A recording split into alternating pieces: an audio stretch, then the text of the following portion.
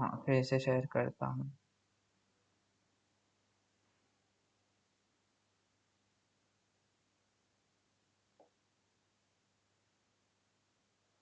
Screen हाँ दोबारा दिख रही होगी। तो numbers only having two factors, number dividable by one and itself. Harshit ने लिखा है नंबर, हाँ हर्षित का सही है। Divisible by two and itself ये गलत है, divisible by one and itself होगा। हाँ सब सही है। तो ये प्राइम नंबर्स पता है। अगर चलो ठीक है, अब मैं तुमको कोई नंबर दूंगा। अ, हाँ अगर मैं तुमको कोई नंबर दूं और तुम्हें पता करना है वो प्राइम है कि नहीं, तो कैसे पता करोगे? जैसे अगर मैंने तुमको से हम प्राइम नंबर्स की बात कर रहे हैं, मैं एक क्वेश्चन बता रहा हूँ। क्वेश्चन है सिंपल, एक मैं नंबर दूंगा तुमको n, तुमको बताना है वो प्राइम है। अगर प्राइम है तो तुमको वन प्रिंट करना है, और अगर वो नॉट प्राइम है यानी कॉम्पोजिट है तो तुमको जीरो प्रिंट करना है। ये सिंपल सा क्वेश्चन है। तो अगर मैं ये क्वेश्चन पूछूं तो कौन कौन कर सकता है इसको?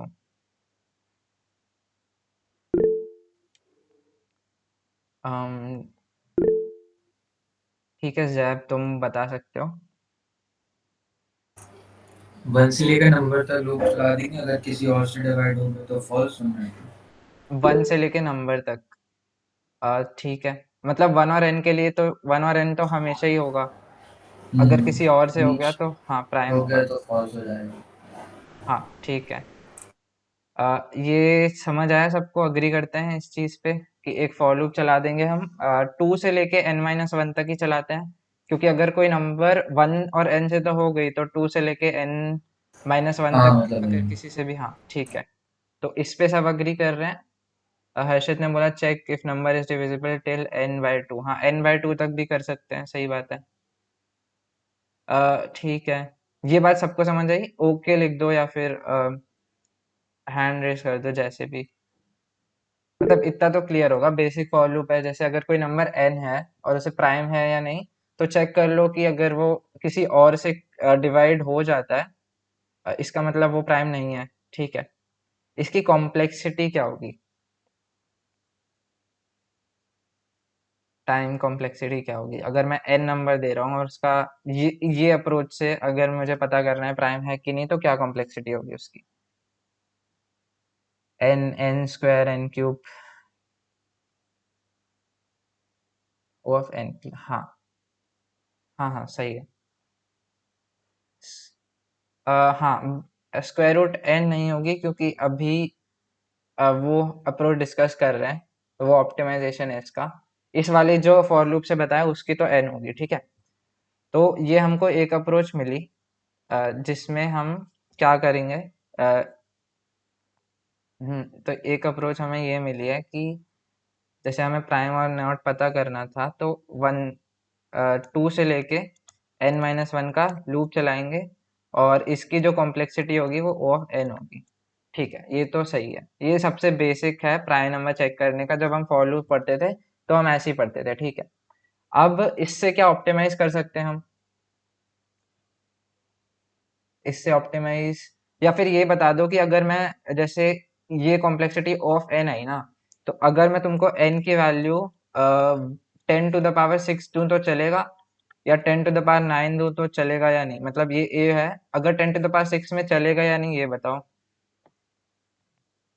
10⁻6 पे चलेगा अगर एन की वैल्यू 10⁻6 दे दी मैंने? चलेगा, हाँ।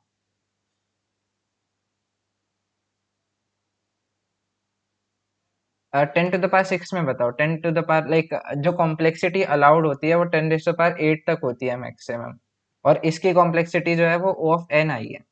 तो अगर एन की वैल्यू में 10⁻6 दूं तो चल जाना चाहिए, है ना? लेकिन क्या एन की वैल्यू में 10⁻9 दूं तो चलेगा? लाइक 10⁻9 ऑपरेशन एक सेकंड में नहीं हो सकते। मैक्स टू मैक्स जो है 10⁸ ऑपरेशन ही अलाउड होते हैं।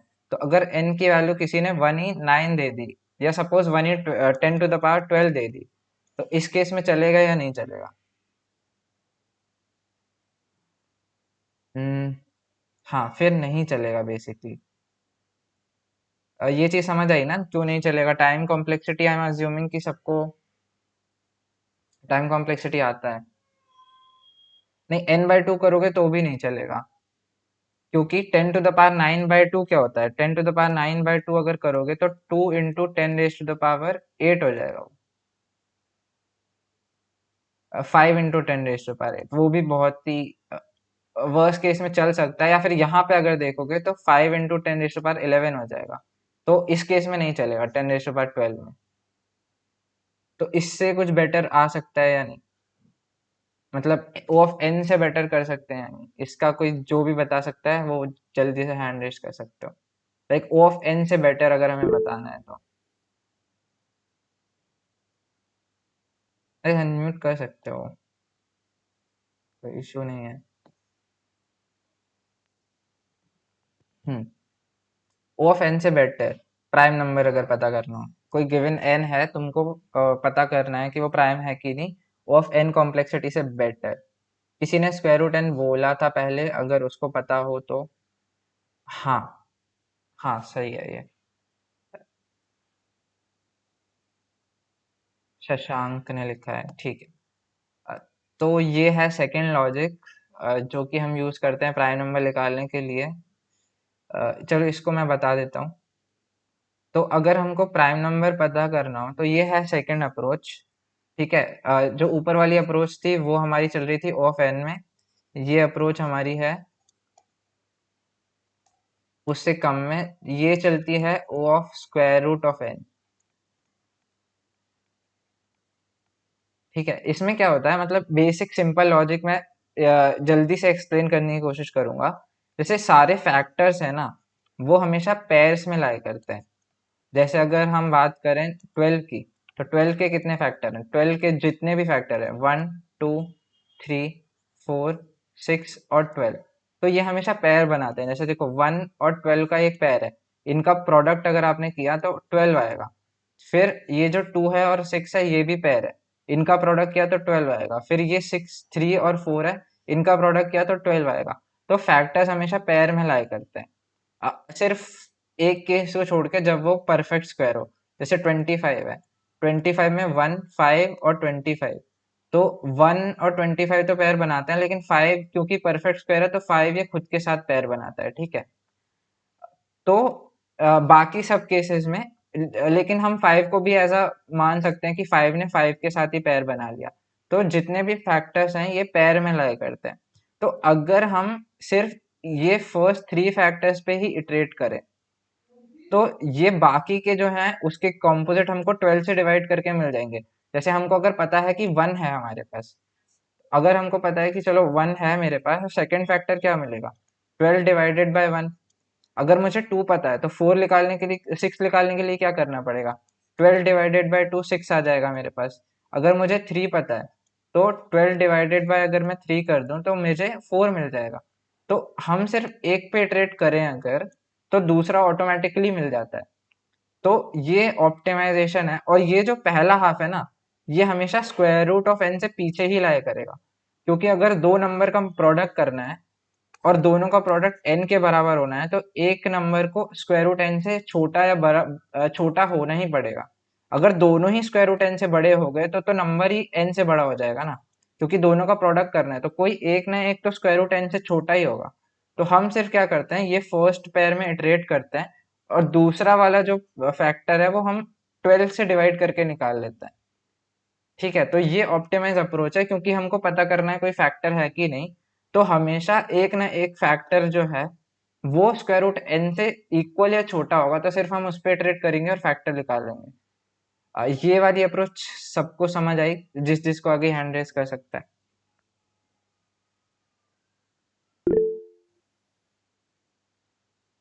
हाँ, बाकी लोग भी कर सकते हैं। हाँ, मतलब ये भी थोड़ा बेसिक ही, अब जैसे प्राइम नंबर हम जब भी निकालते हैं तो ऐसे ही निकालते हैं। हम्म। ठीक है, कोई कोई डाउट है तो पूछ सकते हो, क्योंकि कम लोग हैं तो डाउट भी सबके तुरंत तुरंत क्लियर हो जाएंगे। ज्यादा लोग होते तो थोड़ा डिफिकल्ट होता। नहीं है डाउट? मैं लाइक इसका कोड काफी सिंपल होगा। जैसे अगर मैं कोड के टर्म्स में बात करूं, हम्म, एक सेकेंड। हम्म, अगर मैं कोड के टर्म में बात करूँ तो कोड तो सिंपल होगा। जैसे हम फॉर लूप पहले क्या चला रहे थे, हम 2 से लेके चला रहे थे ना, तो यहाँ पे भी हम क्या करेंगे, i इज इक्वल टू 2, और यहाँ पे i less than equal to square root n तक जाएंगे सिर्फ, क्योंकि हमें पता है स्क्वायर रूट से छोटा हो गई, एक नए फैक्टर तो मिल ही जाएगा हमें स्क्वायर रूट से छोटा, तो सिर्फ यहाँ तक जाएंगे हम, और बाकी rest of the things same रहेंगी। तो ये हो जाएगा हमारा सेकंड अप्रोच, और इसकी कॉम्प्लेक्सिटी क्या है, o of square root n। ठीक है, अब ये बताओ, अगर मैं तुमको n की वैल्यू यहाँ पे 10⁻12 दे दूं, तो क्या ये चलेगा कि नहीं चलेगा? अगर n की वैल्यू में 10⁻12 दे दूं तो चलेगा कि नहीं चलेगा? यस नो में आंसर दे सकते हो, या जिसको लग रहा है चलेगा वो हैंड रेस कर सकते हैं। चलेगा चलेगा चलेगा चलेगा। तो काफी लोगों को क्लियर हो रहा है, मतलब इसका अगर तुम स्क्वायर रूट n निकालोगे तो वो 10⁻6 के अराउंड आएगा। तो हमें पता है कि 10⁻6 तो अलाउड कॉम्प्लेक्सिटी है, 10⁸ तक अलाउड होती है, तो ये तो चल ही जाएगा। ठीक है, ठीक है, ये क्वेश्चन समझ आया हमें। अब मैं थोड़ा और इससे आगे बढ़ रहा हूँ। अब मैं बोलूंगा सेम चीज। हाँ, अब मैं बोलता हूँ सेम चीज। अब मैं तुमको क्यू क्वेरीज दूंगा, ये हो जाएगी क्वेरीज। क्वेरीज मतलब टेस्ट केसेस समझ सकते हो, या फिर नंबर ऑफ क्वेरीज समझ सकते हो, कि मैं तुमको क्यू क्वेरीज दूंगा, हर क्वेरी में एक नंबर दूंगा n, और तुमको बताना है कि वो प्राइम है कि नहीं। ठीक है, तो सेम क्वेश्चन पहले मैं क्या कर रहा था, पहले मैं सिर्फ तुमको n दे रहा था कि n प्राइम है कि नहीं। अब मैं तुमको क्या करूंगा, क्यू क्वेरीज दूंगा, उसमें तुमको बताना है, हर क्वेरी में अलग नंबर आएगा। जैसे तुम कोई भी कोड फोर्सेस कोई भी क्वेश्चन लीड कोड का करोगे तो टी टेस्ट केसेस होते हैं ना, टी टेस्ट केसेस में तुमको बताना होता है कि इस टेस्ट केस का क्या आंसर है, सेकंड टेस्ट केस का क्या आंसर है। ऐसे ही मैं क्यू टेस्ट केस दूंगा तुमको, और तुमको हर टेस्ट केस में एक नंबर दूंगा, तुमको बताना है प्राइम है कि नहीं। ठीक है, तो अगर तुम ऊपर वाली अप्रोच से ट्राई करोगे, या किसी ऊपर जो हमने स्क्वायर रूट n वाली अप्रोच ट्राई करी, उससे अगर तुम देखोगे तो हाँ, अगर उससे देखोगे तो क्या कॉम्प्लेक्सिटी आएगी यहाँ पे, अगर मैं सेम अप्रोच की बात करूं लेकिन क्यू के लिए, क्यू क्वेरीज के लिए। फास्ट फास्ट अनम्यूट करके बोलोगे तो बहुत जल्दी होगा, लिखने में थोड़ा टाइम जा सकता है। क्यू क्वेरीज के लिए सेम चीज करेंगे तो क्या टाइम कॉम्प्लेक्सिटी होगी?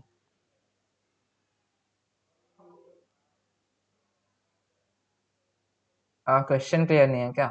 लाइक क्यू क्वेरीज हैं, तुमको क्यू टेस्ट केस के लिए, जैसे जैसे क्यू की वैल्यू अगर 3 दे दी मैंने, क्यू की वैल्यू 3 दे दी, और फिर मेरे 3 नंबर दे दिए, जैसे मान लो सबसे पहले मैं 7 दे दिया, फिर 26 दे दिया, फिर 100 दे दिया। तो पहले तुमको 7 के लिए बताना है, फिर 26 के लिए बताना है, फिर 100 के लिए बताना है। तो इसकी क्या कॉम्प्लेक्सिटी होगी? हाँ, T into square root N, सही। हाँ, सही।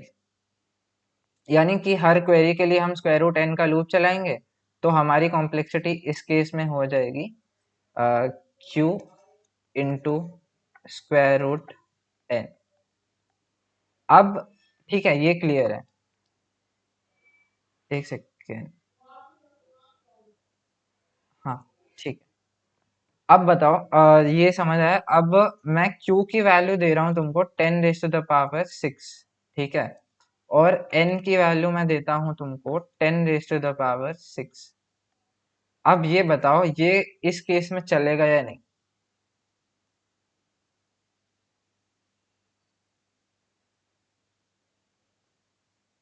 तुम्हारे पास 10⁻6 क्वेरीज आएंगी, और फिर तुम्हारे पास जो नंबर है वो भी 10⁻6 तक हो सकता है। हाँ, नहीं चलेगा। क्यों नहीं चलेगा? क्योंकि अगर हम यहाँ पे प्लग इन करें, वैल्यू सिंपल है, 10⁻6, अगर तुम 10⁻6 का स्क्वायर रूट लोगे तो 10⁻3, यानी 10⁻9, तो 10⁻8 को एक्सीड कर गया, तो यहाँ पे ये वाली जो अप्रोच है वो नहीं चलेगी। ठीक है, तो इसी क्वेश्चन को सॉल्व करने के लिए ये सीव ऑफ इरोटस्थनीस आता है। अ, तो ये हमारा मेन टॉपिक है। तो सबको प्रॉब्लम समझ में आई ना, कहाँ पे प्रॉब्लम हुई हमारे पास, कि ये जो सीव है ये क्यों आया? अगर हम बेसिक जो स्क्वायर रूट एन कर रहे थे उससे ये वाली प्रॉब्लम सॉल्व नहीं हो रही थी, इसलिए फिर ये दूसरा मेथड आया प्राइम नंबर्स को निकालने का। जिसको ये प्रॉब्लम समझ आ गई हैंड रेज कर सकता है, थम्स अप दे सकता है। हाँ, बढ़िया बढ़िया। तो ये है बेसिक, जहाँ पे सीफ का कॉन्सेप्ट आता है कि अगर तुम्हारे पास क्यू क्वेरीज गिवन है और हर क्वेरी में तुमको बताना है कि वो नंबर प्राइम है कि नहीं है, और तुम जो स्क्वायर रूट एन वाली चीज है वो हर क्वेरी के लिए अगर नहीं कर सकते, तब हमारे पास ये सीव का कॉन्सेप्ट आता है कि अब हमको सीव यूज करनी पड़ेगी, अब इसका कोई और रास्ता नहीं है। ठीक है, तो अब हम आते हैं बेसिकली सीव पे। तो सीव क्या करता है बेसिकली? सीव एक प्री कैलकुलेशन टेक्निक है। प्री कैलकुलेशन टेक्निक का क्या मतलब है? पहले से हम एक एरे बना लेते हैं बूलियन का इस प्राइम करके। तो हमें पता है कि जो हमारे मैक्स नंबर है वो 10⁻6 तक है। तो हम क्या करेंगे, 10⁻6 प्लस 1 का एक एरे बना लेंगे बूलियन। ठीक है, और जैसे मान लो मैक्स टू मैक्स नंबर अभी हम कंसिडर करते हैं हमारे पास 25 की वैल्यू है, यानी जो नंबर है उसकी मैक्स वैल्यू जो है वो 25 है। जस्ट फॉर एग्जांपल हम 25 से कंसिडर करेंगे। तो हम क्या करते हैं, सीव में एक 26 साइज का एरे बनाते हैं। 26 साइज का हम एक एरे बनाते हैं। तो एरे में जीरो बेस्ड इंडेक्सिंग है। ठीक है, तो हमने ऐसा किया, ये 0th है, ये 1 है, ये 2 है, ये 3 है, या फिर और स्मॉल कंसिडर करते हैं। अभी के लिए इसको हम कंसिडर करते हैं, चलो 10 कंसिडर करते हैं। ठीक है, तो हम क्या करेंगे, 11 साइज का एक एरे बनाएंगे।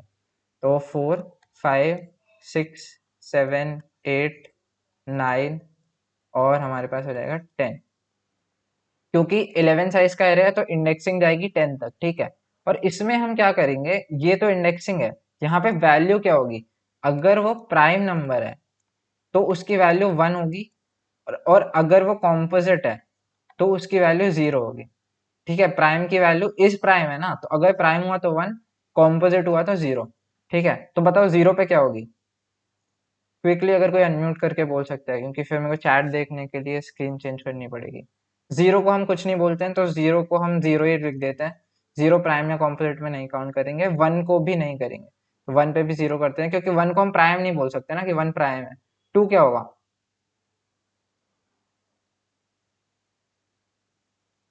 1 हाँ, 2 होगा 1। 3 1 1 4 0 0 5 1 6 0 0 0 फिर 7 1 1 फिर 0 0 0 0 0 0 एग्जैक्टली। तो बेसिकली हमने क्या किया, हमें पता था कि मैक्स वैल्यू जो है वो 10 तक ही जा सकती है। तो हमने एक 11 साइज का एरे बना लिया ताकि जो इंडेक्सेस हैं वो 10 तक रहें, और हर में एक वैल्यू रख दी। अगर वो कॉम्पोजिट है तो 0, अगर वो प्राइम है तो 1। ये कैसे करेंगे वो हम देखेंगे। बट अब बताओ, हर क्वेरी का आंसर कितने में दे सकते हैं हम?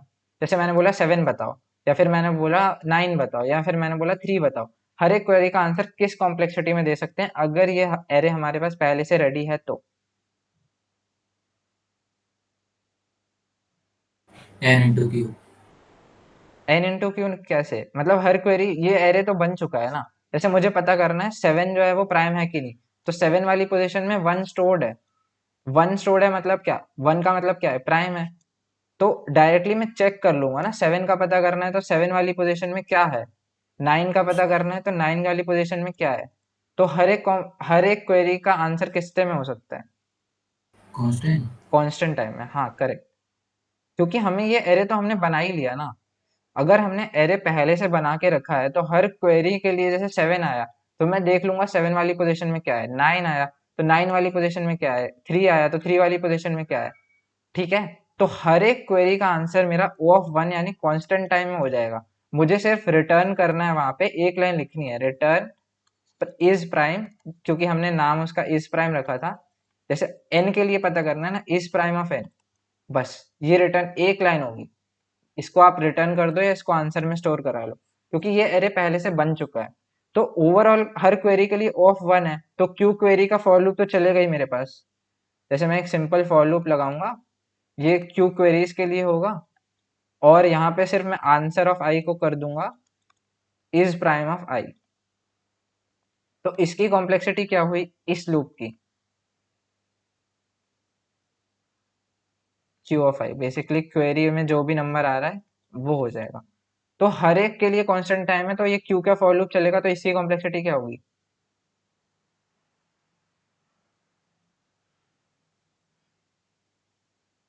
Of Q. हाँ, ओ ऑफ क्यू। तो इसकी कॉम्प्लेक्सिटी होगी ओ ऑफ क्यू। तो ये समझ में आया। तो हम ये सीव में करते हैं कि हम एक एरे पहले से बना लेते हैं जो कि स्टोर करता है इस प्राइम को।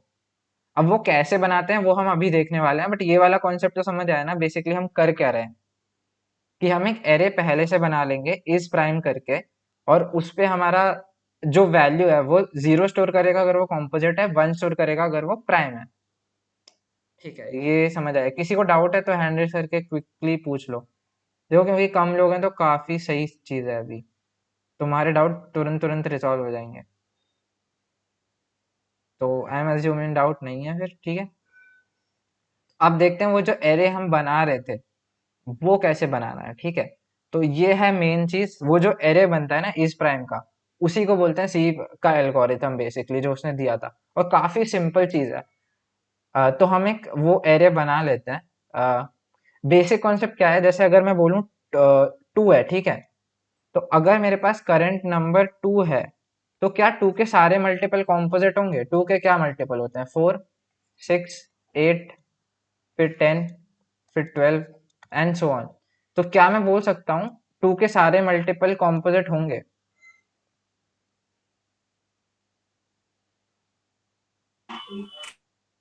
है ना, ट्रू होगा। किसी भी नंबर को ले लो, कोई भी नंबर, जैसे 5 है, 5 का मल्टीपल क्या है? 10, 15। मल्टीपल मतलब हम बेसिकली उसके टेबल लिख रहे हैं, इंटू 2, इंटू 3, इंटू 20। बेसिकली 5 के सारे मल्टीपल कॉम्पोजिट होंगे। ऐसे किसी भी नंबर को ले लो, उसके अगर मल्टीपल्स हैं तो वो क्या होंगे? Multiples of a number x, वो क्या होंगे? कॉम्पोजिट होंगे हमेशा, क्योंकि मल्टीपल ही है ना। मल्टीपल में तो आ ही गए दो फैक्टर्स। 2 को क्या लिख सकते हो? 2 इंटू 2। 3 को क्या लिख सकते हो? 2 इंटू 3। तो अगर हमने उसका मल्टीपल ले लिया, इसका मतलब वो दो का प्रोडक्ट तो बन ही गया ना। और कोई भी नंबर अगर दो का प्रोडक्ट बन गया तो वो तो हो ही गया कॉम्पोजिट। तो बेसिक कॉन्सेप्ट यही है कि किसी भी नंबर के मल्टीपल जो है वो कॉम्पोजिट होता है। ये बात क्लियर?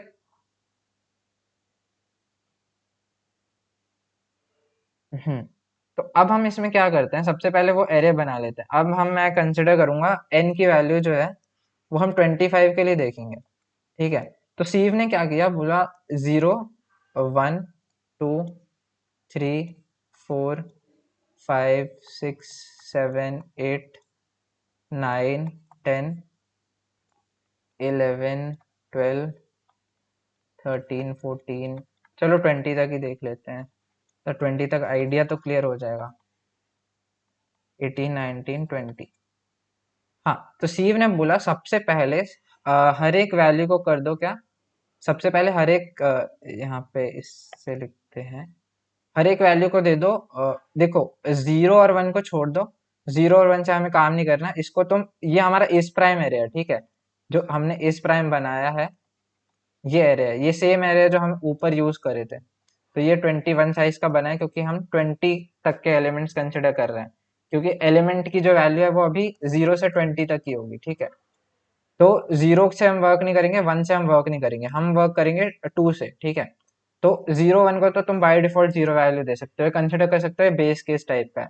तो सीएम ने क्या बोला, इसकी वैल्यू सबको पहले 1 करो। 1 का मतलब सबको पहले प्राइम मार्क करो, ठीक है। तो हमने सबको पहले प्राइम मार्क कर दिया कि ये मेरे सारे नंबर हैं वो प्राइम है। तो ये 1, 1, ये 1, 1 है ना, सारे नंबर को प्राइम मार्क करा। अब फिर उसने बोला कि तुम स्टार्टिंग से 2 से इटरेट करो, और क्या करो, हर एक नंबर के मल्टीपल पे जाओ और उसे कॉम्पोजिट मार्क करो। तो जैसे 2 है, 2 का मल्टीपल क्या है,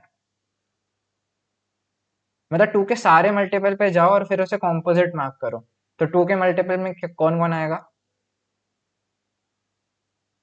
180। सॉरी,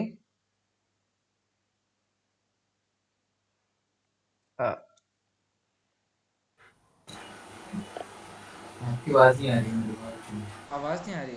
बाकी लोगों को आ रही है क्या? आ रही है। आ ठीक रही है। है 1 into 2।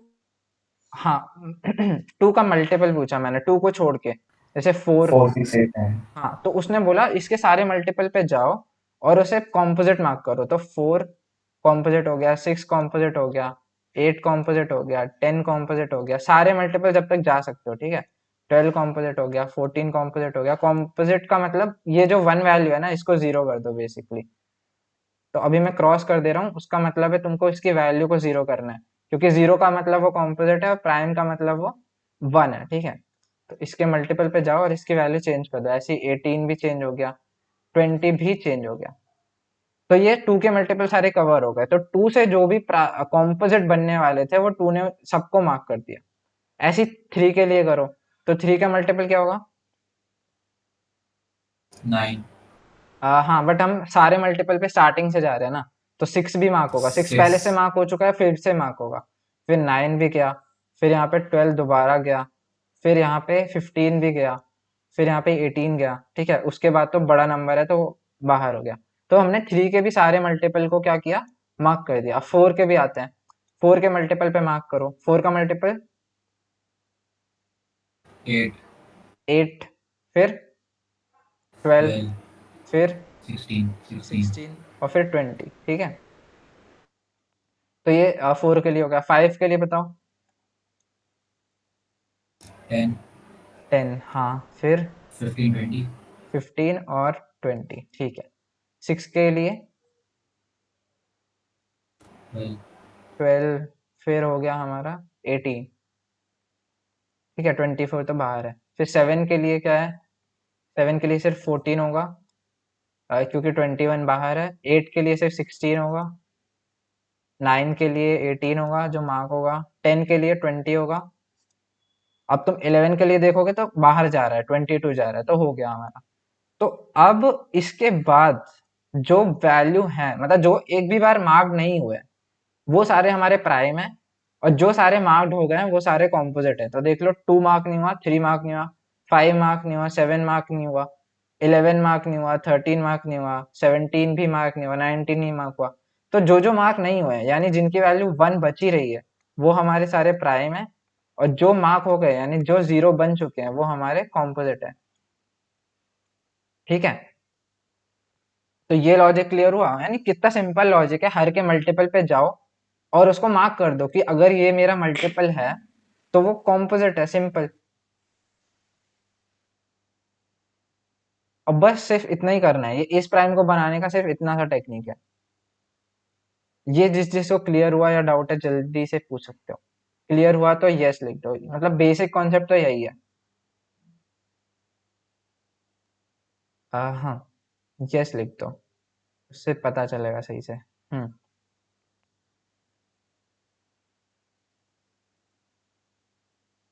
सही सही। किसी को डाउट है तो पूछ लो, हैंड रेस करके या चैट में लिख दो, किसी को डाउट हो तो।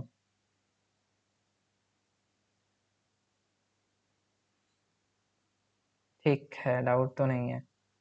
तो इसका हम कोड करेंगे, काफी सिंपल सा कोड होगा, बट बेसिक सी एल्गोरिथम यही है, ठीक है।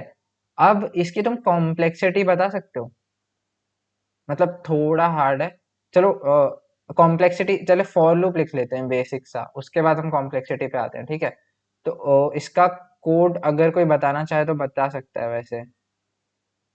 किसी को पता है इसका कोड, या मैं भी लिख सकता हूँ?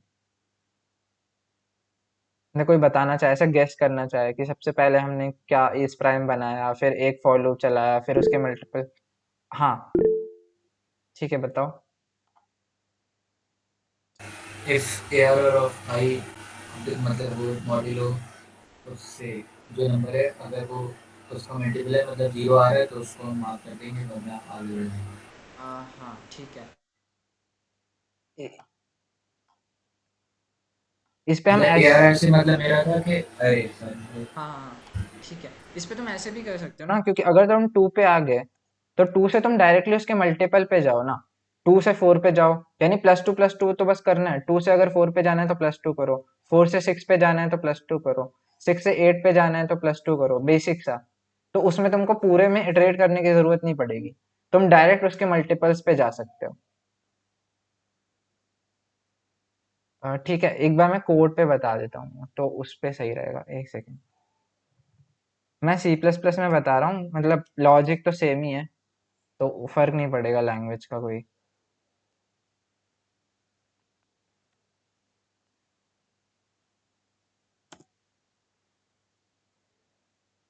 ये बेसिक टेम्पलेट है सी प्लस प्लस की, दिख रही है ना सही से कि जूम इन करूँ?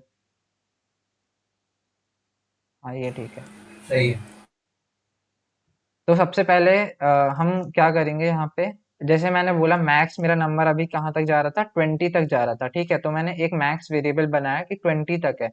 फिर मैं एक अभी इंटीजर के लिए इंटीजर बना लेते हैं इस प्राइम करके। तो ये इस प्राइम जो है वो मैक्स प्लस वन साइज का बनेगा। क्यों? क्योंकि हमें इंडेक्स स्टोर करना है। जैसे हमें 20 दिया था मैक्स, तो हमने 21 साइज का बनाया है ना। तो ये मैक्स प्लस वन साइज का बनेगा। अब सिंपल सी बात है, मैंने बोला था इस प्राइम ऑफ जीरो को हमेशा जीरो रखो और इस प्राइम ऑफ वन को हमेशा जीरो रखो, क्योंकि इन दो वैल्यू से हम कभी वर्क नहीं करेंगे। इनको हम पहले ही मार्क कर देते हैं कि जीरो मार्क कर देते हैं कि ये प्राइम तो नहीं हो सकते।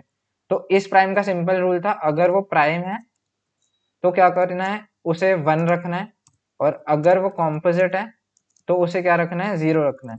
तो सीव ने बोला क्या करो, सबसे पहले सभी को वन मार्क करो एक्सेप्ट जीरो एंड वन।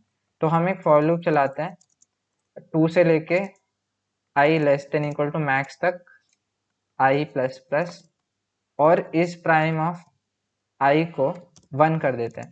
तो हमने सबको इनिशियलाइज कर दिया वन से कि अभी जो है सब प्राइम हो, जब तक कोई उसे कॉम्पोजिट मार्क नहीं करेगा वो प्राइम ही होगा। फिर मैंने बोला था क्या करना है, हमें टू के मल्टीपल पे जाना है, ठीक है। टू के मल्टीपल क्या, 4 6 8 10 एंड सो ऑन। फिर हमें क्या करना था, थ्री के मल्टीपल पे जाना था। थ्री के मल्टीपल क्या, जैसे हमने यहाँ पे समझा ना, वही चीज बता रहा हूँ। पहले हम टू के मल्टीपल पे गए, फिर हम थ्री के मल्टीपल पे गए, फिर हम फोर के मल्टीपल पे गए, ठीक है। तो सबसे पहले टू के मल्टीपल पे जाना है, फिर थ्री के मल्टीपल पे जाना है, फिर हमें फोर के मल्टीपल पे जाना है।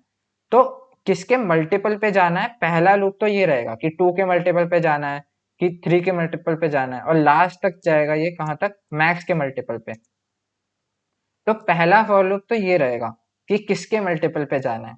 ये चीज समझ आई कि पहला लूप क्या रहेगा, मैं किसके मल्टीपल पे जाना है।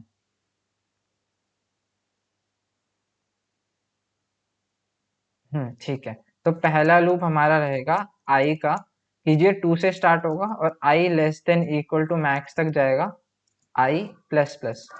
तो इसके हमें मल्टीपल्स पे इटरेट करना है। तो मल्टीपल्स पे कैसे इटरेट करेंगे, आई के मल्टीपल्स पे इटरेट करना है बेसिकली।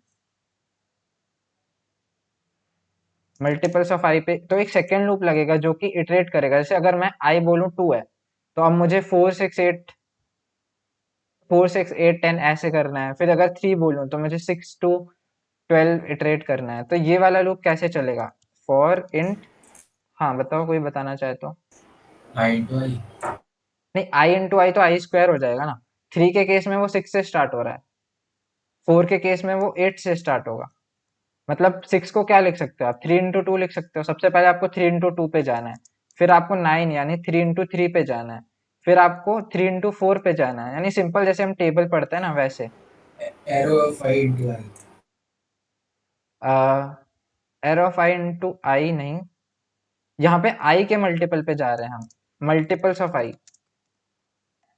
मतलब अगर मैं बोलूं कि ये 2i से स्टार्ट होगा तो ये गलत है कि सही है, क्योंकि मल्टीपल तो इंटू टू से ही स्टार्ट होगा ना। जैसे 4 है तो 8, फिर 5 है तो 10। तो अगर मैं ये लूप ऐसे करूं,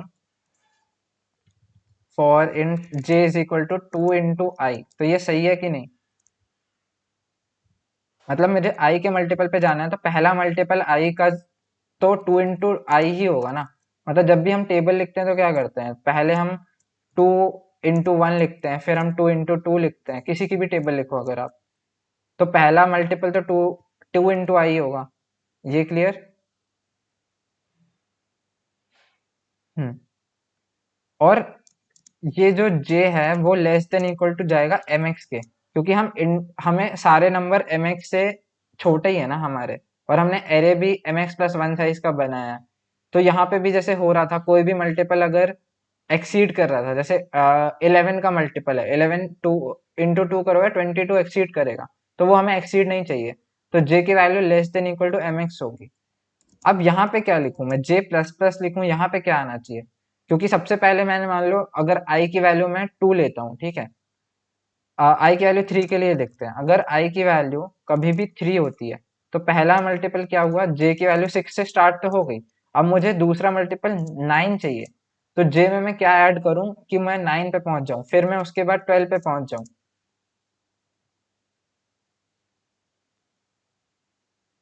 जे प्लस प्लस। नहीं, जे प्लस प्लस करूंगा तो 6 के बाद मैं 7 पे जाऊंगा, मुझे 6 के बाद डायरेक्टली 9 पे जाना है। तो मल्टीपल्स क्या होते हैं, जैसे अगर मैं 3 की बात करूं तो 3 में अगर आप 3 के मल्टीपल पे जा रहे हो तो 6 के बाद अगर आप फिर से +3 करते हो तो कहाँ पे जाओगे, 9 पे, फिर से +3 करते हो तो कहाँ पे जाओगे, 12 पे, फिर से +3 करोगे तो कहाँ पे जाओगे, 15 पे। तो अगर आपको जिसका भी मल्टीपल निकालना है ना, सिर्फ उस नंबर को ऐड करोगे यहाँ पे, तो आप उसके मल्टीपल पे चले जाओगे। जैसे 3 है, 6 पे गए, 6 पे फिर से 3 को ऐड करो, अगला मल्टीपल मिल जाएगा, फिर से 3 को ऐड करो, अगला मल्टीपल मिल जाएगा। तो यहाँ पे j is equal to J plus I होगा, ठीक है। ये बात किससे समझ आई कि मल्टीपल्स पे कैसे इटरेट करना है, मल्टीपल्स ऑफ आई, 2 इंटू आई से स्टार्ट करो और हर बार उस पे आई प्लस करते जाओ, और जब तक मेरा मैक्स से छोटा है तब तक तो हम करेंगे ही।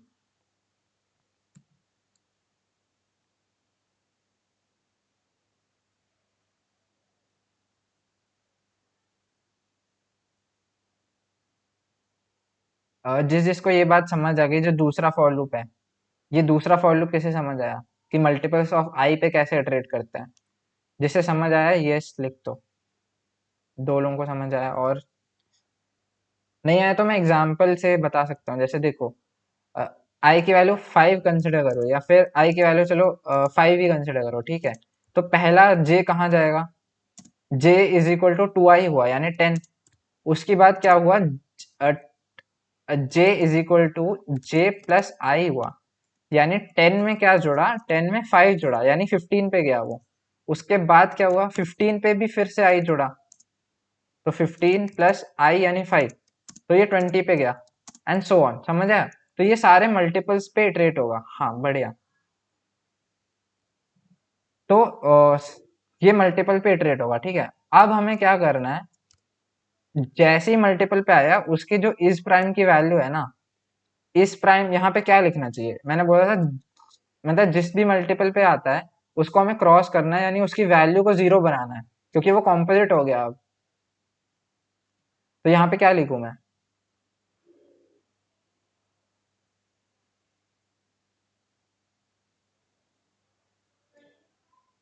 उसे 0 बनाना है, किसे, जे को 0 बनाना है ना, क्योंकि जे ही मल्टीपल है। तो इस प्राइम ऑफ जे को अगर मैं 0 बना दिया, ये समझ आया, इस prime of J is equal to 0, यानी सबसे पहले मैं 2 पे आया, तो ये आई की वैल्यू 2 हुई, ठीक है। अब मैं 2 के सारे मल्टीपल्स पे जा रहा हूँ और जे को 0 बना रहा हूँ, यानी मैं जब 2 से जा रहा था किधर पे, एक सेकेंड, हाँ, तो जब मैं जा रहा था 2 से जा रहा था मैं किस किस पे, कलर चेंज करता हूँ मैं, हाँ, तो 2 से जा रहा था मैं किस पे, 4 पे, देन 6 पे, देन 8 पे, तो जिस जिस पे भी मैं जा रहा हूँ ना उसकी वैल्यू को 0 करता जा रहा हूँ, क्योंकि वो कॉम्पोजिट है, तो जो भी कॉम्पोजिट होगा वो 0 होगा, तो इसलिए मैंने यहाँ पे इस prime of J equal to 0 करा है। ये बात कैसे समझ आई,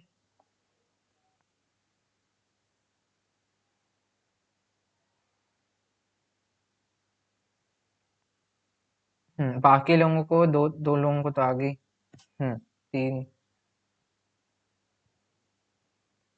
बढ़िया बढ़िया। कोई डाउट हो तो बोल सकते हो, ठीक है, गेस डाउट नहीं है, तो बस यही है सिर्फ, इसको बोलते हैं प्री कैलकुलेशन, कि हमने क्या किया, इस प्राइम बना लिया, जो भी मैक्स हमारी वैल्यू थी, और हमने क्या किया, बाकी लोगों को मार्क कर दिया कि ये कॉम्पोजिट है। अब हम सिर्फ क्वेरी का आंसर कैसे देंगे, अब rest of the code complete करते हैं। तो जो सीव है ना वो बस इतना ही सा है, इसमें एक दो और चीजें हैं जो, मतलब इसकी कॉम्प्लेक्सिटी हम डिस्कस कर लेंगे, बट जो बेसिक क्रक्स है उसका वो यही है, ठीक है। अब हर एक क्वेरी के लिए आंसर तो काफी सिंपल होगा। सबसे पहले ले लो क्वेरीज, और फिर जैसे इनपुट ले सकते हो यूजर से, और फिर फॉर लूप चला दो क्यू क्वेरीज का, i is equal to 0, I less than Q, I plus plus, और फिर हमने यूजर से इनपुट ले लिया कि जो भी हमारा नंबर है, सपोज वो नंबर n है, तो यूजर से इनपुट ले लो n का और प्रिंट करा दो बस इज प्राइम ऑफ n। अगर वो 1 होगा तो 1 प्रिंट हो जाएगा, नहीं तो 0 प्रिंट हो जाएगा, सिंपल। तो क्वेरीज वाली चीज तो काफी इजी है, मेन चीज है हमारी ये वाली, ठीक है। अब इसकी कॉम्प्लेक्सिटी बताओ, क्या लग रहा है देख के?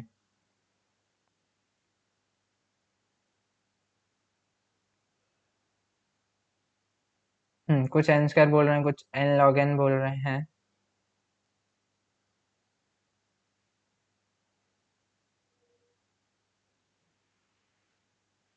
कॉम्प्लेक्सिटी मैं बता देता हूँ। इसकी कॉम्प्लेक्सिटी दो फॉर लूप में, इसलिए n स्क्वायर होगी, ये गलत है, ठीक है। इसकी कॉम्प्लेक्सिटी हम यहाँ पे देख लेते हैं।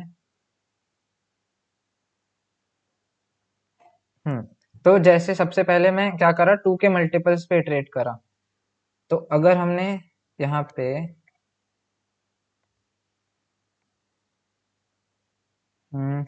एक सेकेंड, ये थोड़ा सा इशू है इसका, कोई बात नहीं, रेड पे ही लिख लेंगे हम। हाँ, तो 2 के मल्टीपल्स पे गया मैं, 4 6 8, फिर हम गए जब तक कि वो नंबर जो है मैक्स से इटरेट नहीं कर सकता। तो मान लो मेरा मैक्स था mx, या फिर अभी के लिए मान लेते हैं मैक्स नंबर मेरा n था, ठीक है। तो n तक मैं गया मान लो ये चीज। तो ये कितने इटरेशन हुए, मतलब कितनी वैल्यू हुई है, ये लूप कितना का चला?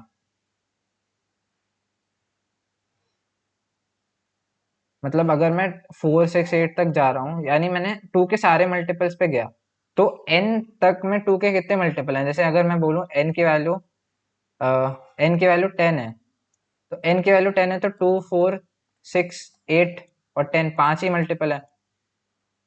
तो कितने मल्टीपल होते हैं 2 के? अगर n/2। n/2 सही है। तो अगर मैं n की बात कर रहा हूँ कि n तक जाना है मुझे, तो n/2 मल्टीपल होंगे। अगर 3 की बात करूँ तो कितने मल्टीपल होंगे? n/3। n/3 सही है। तो n/3 ऐसे ही। अगर मैं 4 की बात करूँ तो 4 के कितने मल्टीपल होंगे? एक सेकेंड, हाँ, 4 के मल्टीपल होंगे n/4, n 5 के मल्टीपल होंगे n/5। और क्योंकि ये जो पहला लूप है, ये कहाँ तक चल रहा है, ये n तक ही चल रहा है, मैक्स अगर नंबर n है, तो लास्ट जो नंबर होगा उसके फैक्टर होंगे यहाँ पे n/5। ऐसे चलता रहेगा कहाँ तक, n तक। और जो लास्ट नंबर है उसका सिर्फ n ही मल्टीपल होगा, n/n, क्योंकि वो खुद ही मल्टीपल हो गए, बाकी सारे तो आउट ऑफ बाउंड चले जाएंगे। तो जो कॉम्प्लेक्सिटी होगी ना, वो इन सब का सम होगी। क्योंकि 2 के लिए n/2 चला, फिर 3 के लिए n/3। तो अगर मैं ऐसा करूं, n divided by 2 plus n divided by 3 plus n divided by 4 plus and so on up till n divided by n। इसमें से क्या करो तुम, n बाहर ले लो, तो क्या होगा, 1 divided by 2 plus 1 divided by 3 plus 1 divided by 4, ठीक है। ये बाहर आ गया, प्लस तुम्हारा हो गया n डिवाइडेड बाय 4। ऐसे करते करते आ गया 1 डिवाइडेड बाय n। ये थोड़ा इशू कर रहा है, मतलब बेसिक समझ आ रहा है ना सबको, मतलब क्या हो रहा है, सिंपल ही है काफी। आप सही है। तो मैथमेटिक्स से ये आता है, मतलब ये कैलकुलस का फॉर्मूला है, इतना इंपॉर्टेंट नहीं है, बट तुम देख सकते हो 1 divided by 3 plus 1 divided by 4 up till 1 divided by n ना, ये लोअर बाउंड होता है log n का। मतलब log n की वैल्यू इससे बड़ी आएगी हमेशा, ठीक है। तो ये जो कॉम्प्लेक्सिटी है ना, वो थोड़ी इसके बाद n log n की हो जाती है।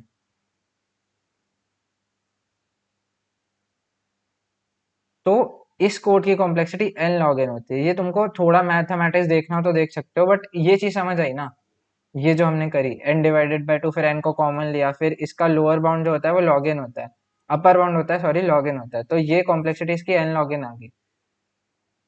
तो ये क्लियर है n log n। हाँ, ये जो वाली चीज है इस पे आते हैं हम, बट अभी जो कोड किया है हमने ये पूरा ऑप्टिमाइज नहीं है, ये है वर्किंग है, बट इसमें एक छोटा सा ऑप्टिमाइज होता है तो वो लॉग लॉग एन आ जाती है। अभी ये वाली कॉम्प्लेक्सिटी, ये वाली जो कॉम्प्लेक्सिटी है वो एन लॉग एन है।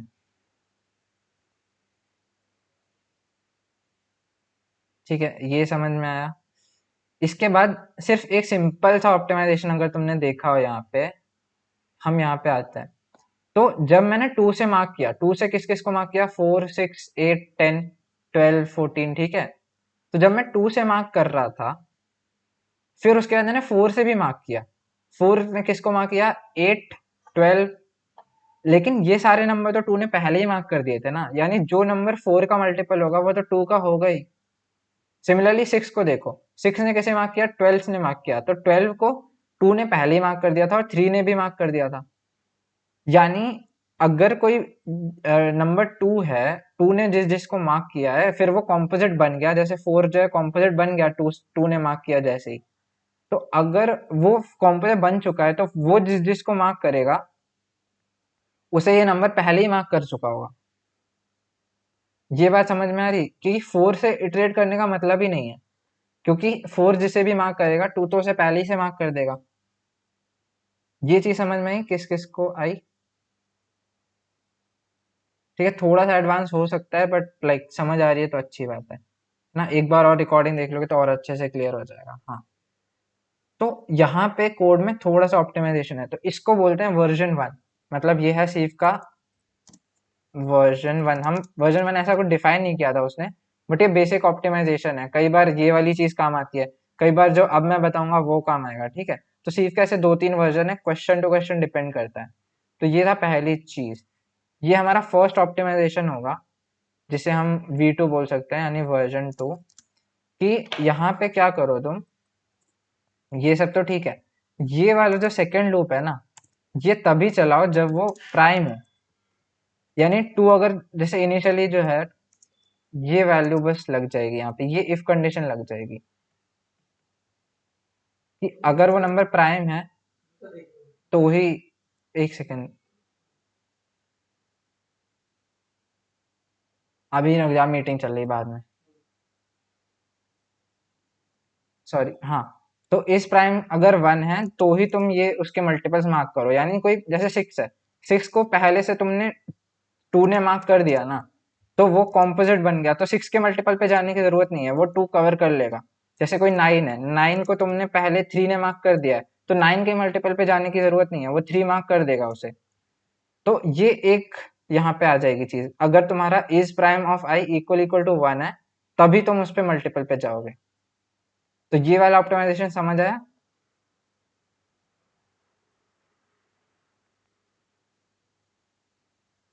बाकी लोग को भी आया। ठीक है। तो इस प्राइम ऑफ आई अगर 1 है तभी तुम उसके मल्टीपल पे जाओगे चीज। ठीक है, तो यहाँ पे हमने अब इसकी कॉम्प्लेक्सिटी क्या हो जाएगी, यानी अब मुझे सिर्फ ये प्राइम के लिए करना है। तो यहाँ पे क्या हो रहा था, हर नंबर का डिवीजन आ रहा था, अब मैं हर के लिए नहीं कर रहा हूँ, वो प्राइम होगा तभी कर रहा हूँ। तो अब इसकी कॉम्प्लेक्सिटी अगर मैं लिखूँ तो ऐसे आएगी, जैसे तुम्हारा n तो था ही बाहर, फिर जो अंदर था तुम्हारा वो था 1/2 प्लस 1/3। अब 1/4 नहीं आएगा क्योंकि 4 के लिए तो हम कर ही नहीं रहे हैं वो चीज। ठीक है, प्लस आएगा 1 बाय, नेक्स्ट प्राइम नंबर आता है 5, फिर आता है मेरा 7। ठीक है, फिर आ रहा है मेरा 7, फिर आ रहा है मेरा 11। तो ये जो नीचे डिनोमिनेटर है ना, वो सिर्फ प्राइम नंबर है। तो अगर वो सिर्फ प्राइम नंबर है तो इसकी कॉम्प्लेक्सिटी, अगर तुम मैथमेटिक्स का प्रूफ है इसका भी काफी लंबा, वो जरूरी नहीं है याद रखना। ठीक है, बट तुम ये याद रख सकते हो अगर डिनोमिनेटर में सिर्फ प्राइम नंबर्स है ना, तो एक और चीज याद रख सकते हो कि n तक के कितने प्राइम नंबर्स होते हैं, n तक के प्राइम नंबर्स होते हैं, अपर बाउंड होता है n divided by log n। ये चीज अगर कभी काम आई, वैसे इंपॉर्टेंट नहीं है लेकिन अगर तुम इसका प्रूफ देखोगे तो उसमें यूज होगी। ठीक है, वो इंपॉर्टेंट नहीं है, कोई प्रूफ नहीं पूछने वाला है तुम्हें। बस तुम ये याद रखना कि ये जो फॉर्मूला है ना, 1 डिवाइडेड बाय सिर्फ प्राइम नंबर का समेशन, ये तुम्हारा लॉग लॉग एन होता है। तो एन तो बाहर था ही, इसका आ जाएगा लॉग लॉग एन, और ये होता है फाइनल सीफ की कॉम्प्लेक्सिटी। एक दो ऑप्टिमाइजेशन के बाद भी हैं बट इतने इंपॉर्टेंट नहीं है, ये है मेन चीज। ठीक है, तो ये चीज समझ में आई। अब यही रिपीट करना है, लोग लोग है वाला रिपीट करना है, कैसा है फॉर्मूला? हाँ, तो इसका ये है, देखो अगर तुम्हारे पास ये वाला समेशन है 1 divided by 2 plus 1 divided by 3 plus 1 divided by 4 up to 1 divided by n, तो इसका मैथमेटिकल फॉर्मूला है कि ये अपर बाउंड होता है log n से। ये तुम याद कर सकते हो कि अगर मेरे पास कभी भी ऐसी टर्म बन रही है तो उसको मैं log n से रिप्लेस कर दूंगा, क्योंकि टाइम कॉम्प्लेक्सिटी में हम अपर बाउंड देखते हैं।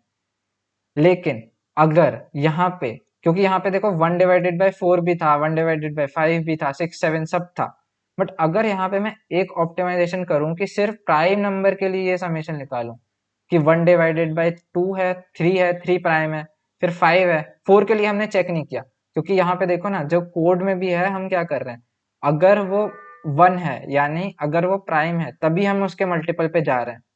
तो अगर यहाँ पे जो समेशन वाली चीज है, अगर वो सिर्फ प्राइम नंबर के लिए हो रही है, तो इसका जो अपर बाउंड बनता है वो log log n है। ऊपर का log था, इसका log के बाद एक और log लग जाता है, क्योंकि यहाँ पे बहुत सारे टर्म अब चले गए हैं, 4 नहीं है, 5 10 नहीं है, बहुत सारे कॉम्पोजिट नंबर यहाँ पे चले गए हैं, तो log n से भी छोटा होगा। तो इसका मैथमेटिकल फॉर्मूला बनता है log log n का। ये तुम याद कर सकते हो, ठीक है, मतलब इसको मैथमेटिकल प्रूफ है इसका, बट इतना इंपॉर्टेंट नहीं है। अब समझ में आया कि अगर वहां से, हाँ भाई। हाँ, तो n तो था ही बाहर, तो अब इसकी ओवरऑल कॉम्प्लेक्सिटी बन गई n log log n। ठीक है, तो ये तुमको याद रखना है, सीफ की ओवरऑल जो कॉम्प्लेक्सिटी है वो n log log n है। अब किसको समझ आ गया?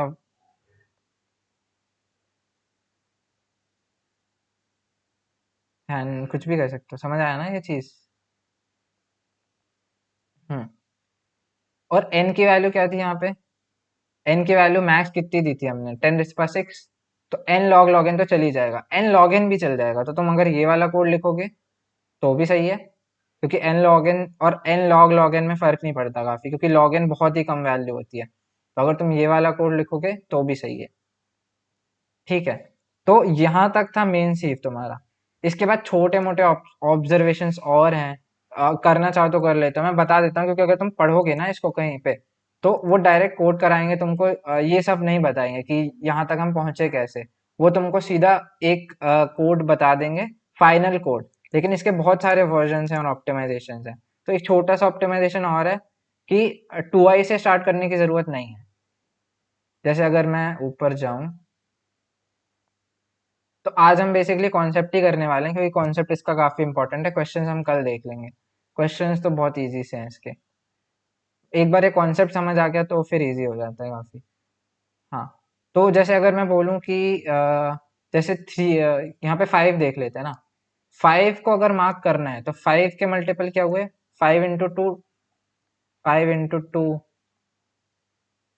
ठीक है, फिर 5 इंटू थ्री हुआ,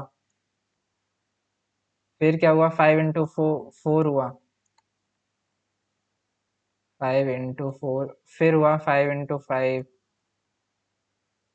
फिर हुआ 5 इंटू सिक्स।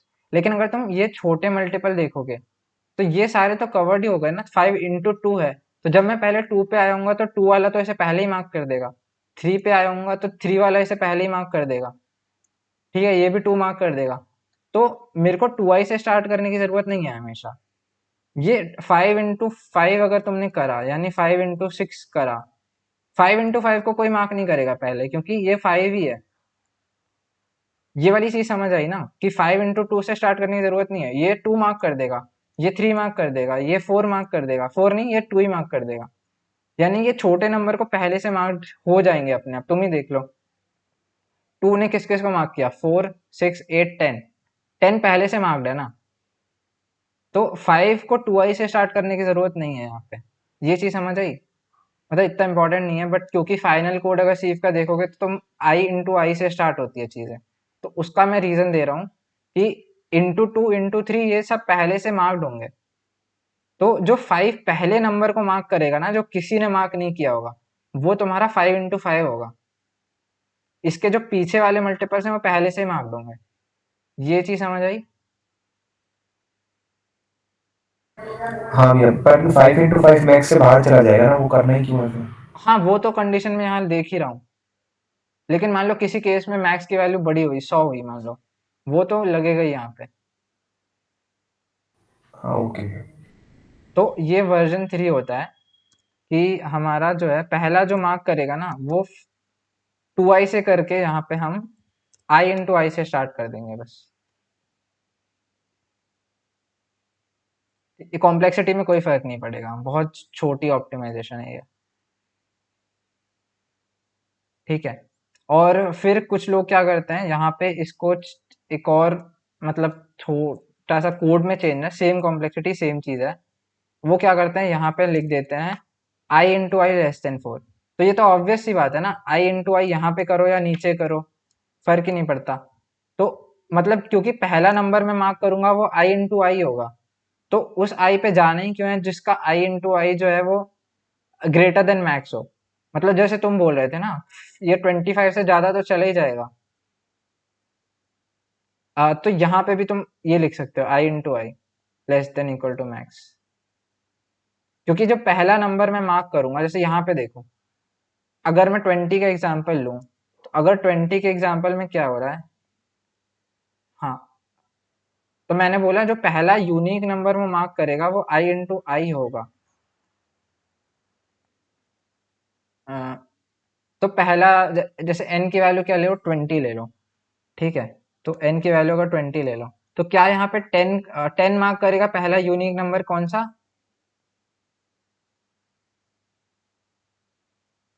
10 नहीं मार्क करेगा, 10 प्राइम नहीं है, सॉरी। 5 ही ले लो, 5 कौन सा यूनिक नंबर पहला मार्क करेगा? 25 है ना? 10 नहीं, ये यूनिक नंबर था। यूनिक नंबर मतलब वो i इंटू आई से स्टार्ट होता है, तो वो 25 करेगा। लेकिन 25 तो जा ही चुका है 20 के बाहर। तो अगर मैं सिर्फ स्क्वायर रूट ऑफ 20 तक जाऊं, यानी i into I less than equal to max कर दूं, तो चलेगा ना, क्योंकि वो तो मार्क ही नहीं करेगा। जब 25 बाहर हो ही गया, तो उस पे जाना ही क्यों है, 5 पे जाना ही क्यों है? तो सिर्फ स्क्वायर रूट ऑफ 20 तक ही जाओ। तो ये एक और छोटी सी ऑप्टिमाइजेशन है, कॉम्प्लेक्सिटी सेम ही रहती है मोर और लेस।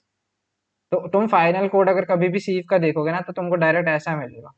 लेकिन इस तक आने तक हमने कितनी सारी चीजें करी, और ये रीजन है कि यहाँ पे आई इंटू आई से क्यों स्टार्ट होता है, फिर यहाँ पे भी आई इंटू आई क्यों होता है, क्योंकि वो नंबर मार्क ही नहीं करेगा। वो पहला नंबर आई स्क्वायर को मार्क कर रहा है। अगर आई स्क्वायर ही तुम्हारा मैक्स से बड़ा हो गया, तो मतलब ही नहीं उस पे जाने का। ठीक है, और ये चीज समझ आई जिसको ये फाइनल सीव का कोड समझ आई। जिसको अभी तक मतलब लास्ट की चीज अगर क्लियर नहीं हुई, तो खुद ही देख सकते हो तुम, एक बार रिकॉर्डिंग देख लेना, या फिर खुद एग्जांपल लेके समझ लेना। मतलब काफी वो चीज है कि पहला नंबर जो यूनिक नंबर मैं मार्क करूंगा वो आई स्क्वायर है, तो अगर आई स्क्वायर ही मैक्स से बड़ा हो गया, तो क्यों कैसे ही मार्क करूंगा मैं उसे?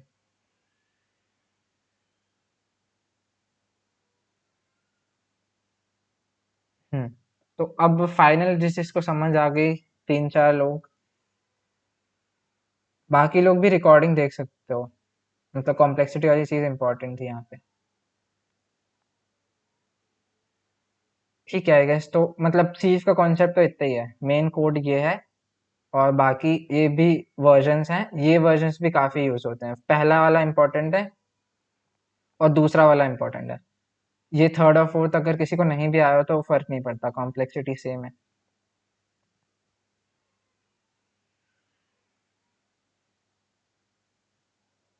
ठीक है, हम्म, अब किसी को डाउट हो तो बता दो। नेक्स्ट सेशंस तो मतलब जितना मुझे बताना था वो तो हो गया। क्वेश्चंस हम कल देख लेंगे इसके।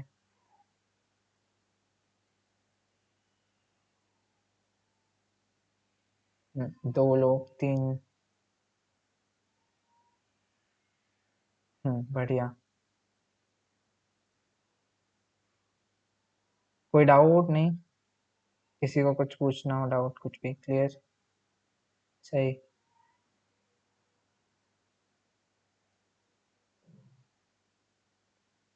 ठीक है, फिर अगर डाउट नहीं है तो बढ़िया।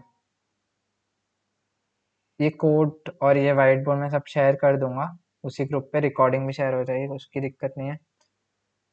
ठीक है, आई गेस फिर मैं स्क्रीन शेयर रोक देता हूँ, रिकॉर्डिंग भी रोक ही